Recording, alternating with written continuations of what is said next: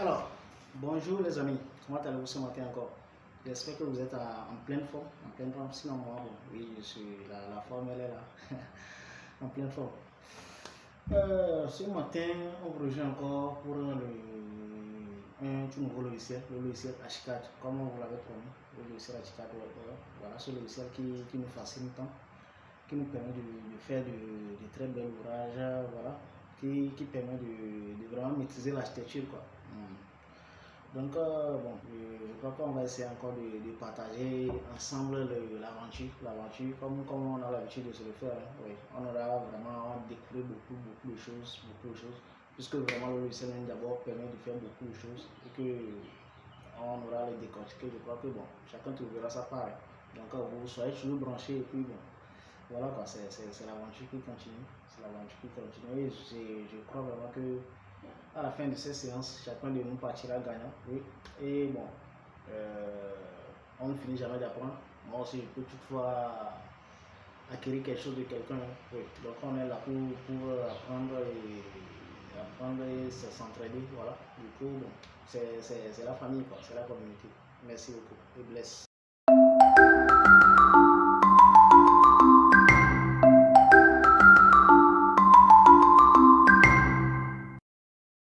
Design Home and Building Center. Donc, sans plus tarder, allons directement sur le logiciel pour voir ce que ça nous réserve. Voilà, c'est lancé. Donc, espérons que ça va venir tout à l'heure.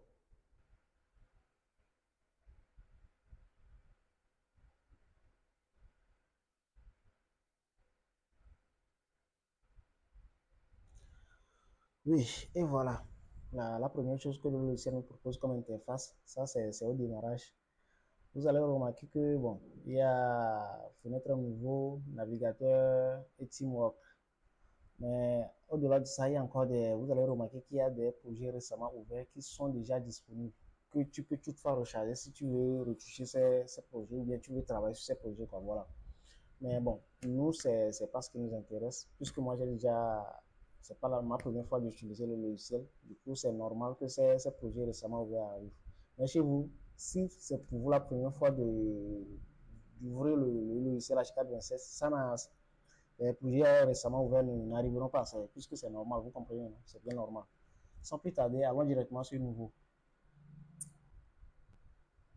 Ok, si vous lancez un nouveau projet, la boîte de dialogue là arrive et vous demande de choisir le modèle, puisqu'il y a différents modèles types dans le logiciel, il vous demandera de choisir un modèle type. Mais je vous conseillerais de valider directement ce modèle parce que c'est, comme le nom l'indique, c'est un modèle standard de base H427. C'est le modèle standard, quoi. Voilà.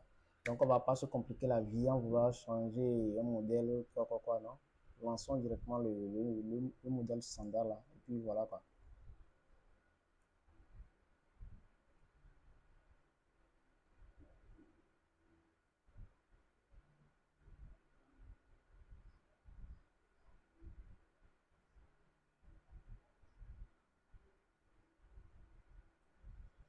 Ok, les fenêtres commencent déjà par se mettre en place. C'est les trucs qu'on aura à utiliser. Voilà,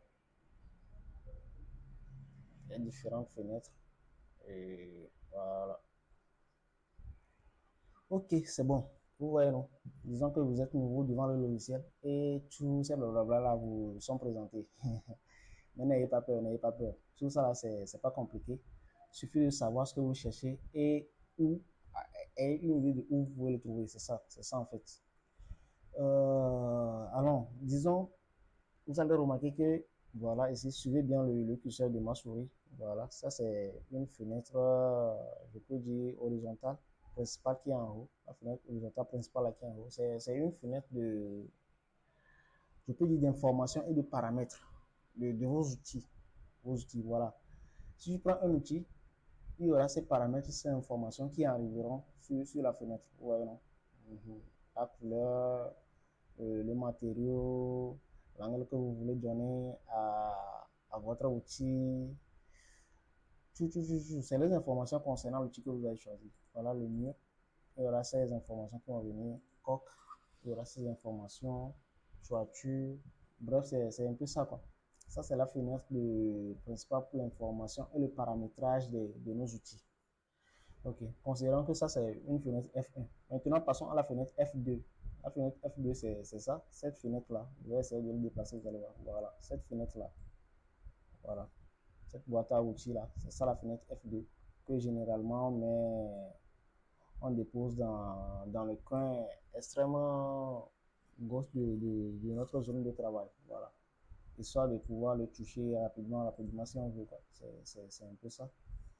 Du coup, cette fenêtre des outils, c'est comme le nom l'indique, fenêtre des outils, c'est là on ira chercher nos outils pour travailler. Voilà, le mur, on n'est pas sans savoir qu'on va dessiner. Quoi.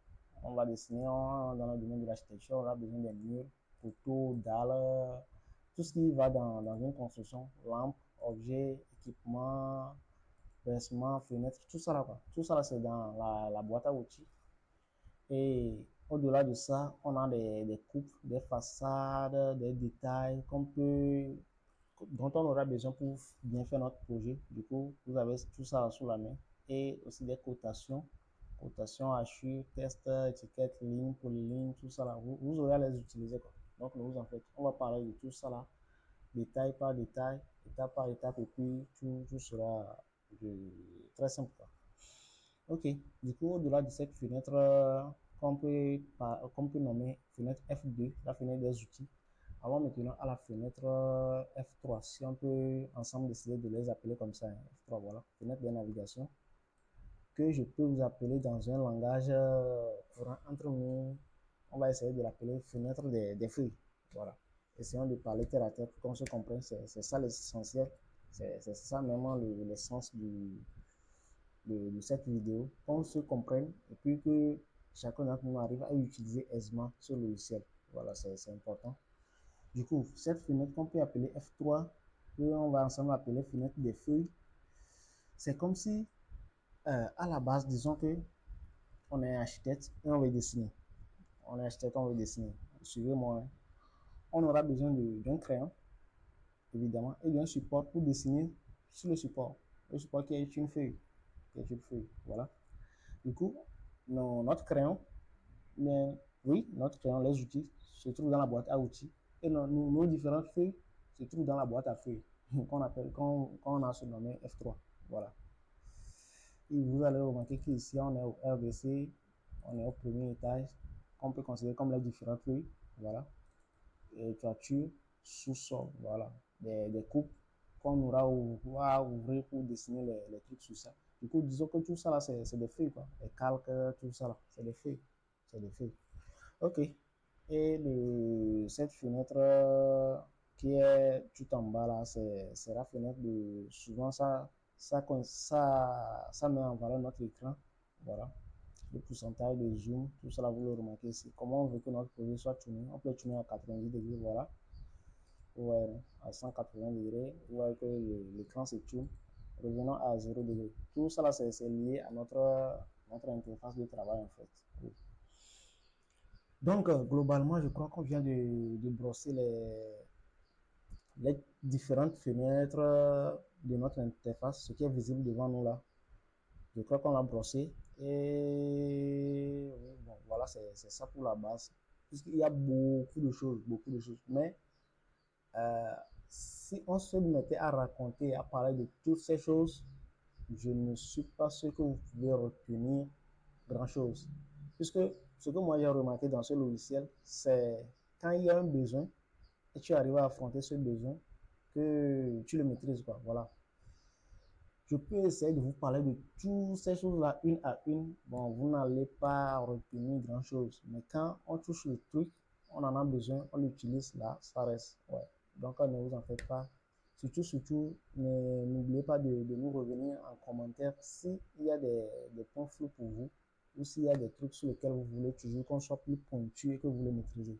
Nous serons disponibles à vous. Donc, vous, tout ce que vous avez à faire, c'est de laisser vos inquiétudes en commentaire et on prendra le temps de les décortiquer une à tour de rôle pour vous. C'est tout cela, on est là. Ok, interface est fini. Maintenant, allons, disons qu'on va commencer notre projet. Mais pour commencer déjà le projet, on doit déjà faire quelque chose. Il ne faut pas oublier, un logiciel est conçu, on est dans un monde très vaste. Vous et moi, on peut concevoir un logiciel tout à l'heure ici, et puis quelqu'un d'autre en aura besoin de ce logiciel pour l'utiliser en France, en Chine, partout dans le monde, quoi. En Inde, en Afrique, au Mali, partout, partout, voilà.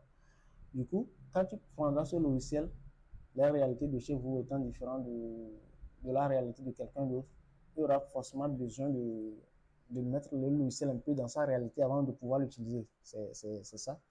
Donc, allons, allons modifier un peu certains trucs pour adapter notre interface à notre réalité avant de vouloir construire sur notre feuille.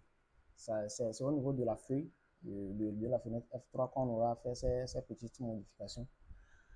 C'est quoi en fait? Ça consiste à définir la hauteur de nos étages. Je vous ai ouvert quelque part, vous avez remarqué RBC, premier étage, toiture, tout ça là. On va aller les modifier, les paramétrer pour que ça réponde à nos normes et pouvoir travailler avec. Du coup, c'est pas compliqué. On est sur ça. On est sur un de nos différents niveaux et puis on passe directement dans le réglage. Et puis vous voyez. Sinon, vous faites un clic droit aussi sur ça, c'est la même fenêtre de réglage qui s'ouvre. Donc, pour ça, ne vous inquiétez. Et vous pouvez cliquer sur un niveau d'étage et pouvoir l'atteindre par réglage. Voilà. Là, on va essayer de définir nos niveaux d'étage, la hauteur de nos étages, l'altitude. Voilà, ça, ici, vous allez remarquer le nom de nos étages. Il y a 4 étages actuellement. 1, 2, 3, 4. Le premier étant sous-sol, le deuxième étant rez-de-chaussée, troisième, premier étage, quatrième, toiture. Voilà. Et tous ces niveaux d'étage, on est libre d'ajouter ou de supprimer. Comme vous pouvez le remarquer ici. S'il vous plaît, pour comprendre ce logiciel, essayez vous-même d'être créatif et de toucher à tout, quoi. De toucher à tout. S'il y a quelque chose qui vous gêne, je crois que vous-même, vous pouvez, si vous efforcez, débloquer cela. Puisque, regardez, l'interface est devant nous. C'est pas à moi de vous encore dire, il y a inséré au-dessus, inséré en dessous, supprimer étage. Vous voyez, donc c'est un peu ça. Le sous-sol, je peux décider tout à l'heure de supprimer. Et vous voyez que c'est parti. Et je peux tout encore décider de l'ajouter. Je fais juste insérer en dessous. Insérer en dessous, pourquoi? Parce que vous voyez déjà mon niveau sélectionné est un rez-de-chaussée. Donc quand je fais insérer en dessous, ça passera en dessous. Si je fais en dessous, ça passera au-dessus. Donc bon, voilà quoi. Et je remets ici le nom. Sous-sol. Mais je vais vous mettre souterrain pour que vous sachiez que j'ai la possibilité là de le renommer comme je veux. Rez-de-chaussée. Bon, voilà, je le garde. Premier étage. Je peux mettre niveau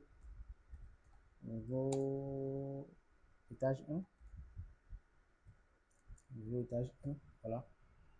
Toiture, je peux l'appeler R2 si je veux. Je peux encore insérer un niveau sur le R plus 2. Insérer au-dessus. Et je peux appeler, bon, niveau fini, bien je ne sais pas. Hein. Niveau fini. Voilà. Et tout ça, voilà, là on a renommé. Et ce qui m'intéresse moi ici, c'est pas les noms. Les noms, c'est pas ça tout qui m'intéresse, c'est les hauteurs d'étage. Voilà, c'est ce qui m'intéresse.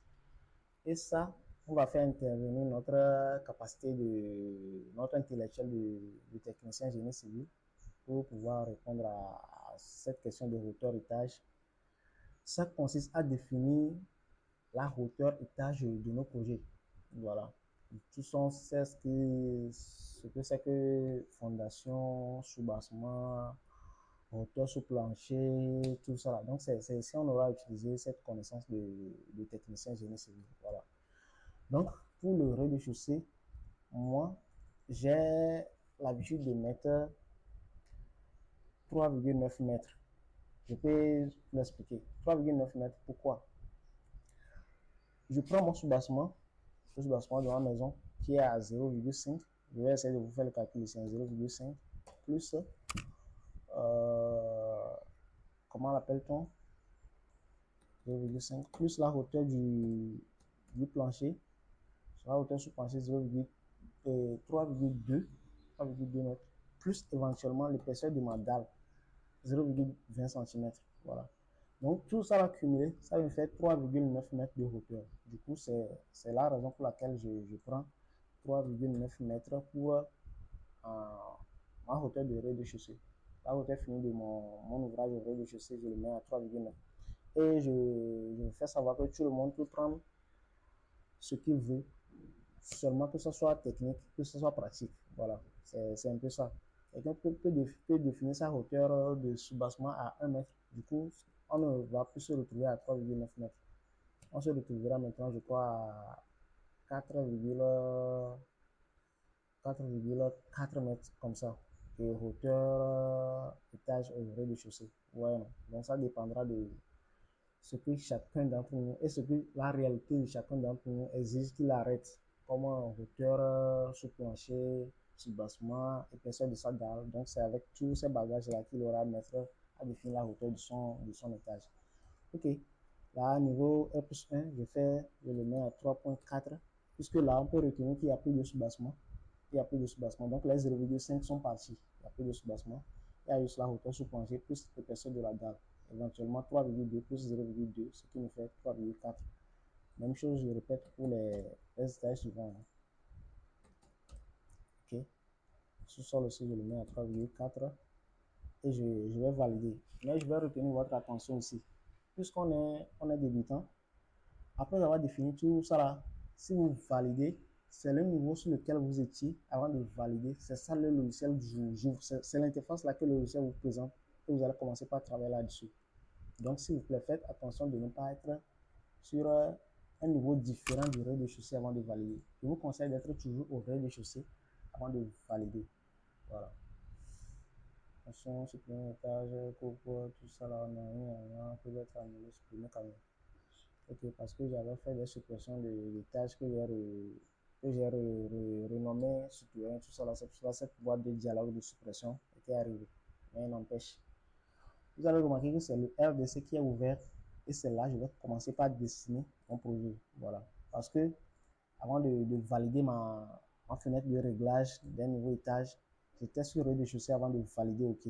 Si tu es au niveau fini avant de valider OK, vous verrez que c'est le niveau fini qui est ouvert de base. Et toi, tu vas déjà commencer par travailler sur le niveau fini, ce qui ne t'arrangerait pas si tu ne sais pas. Voilà, puisqu'on est débutant dans le logiciel.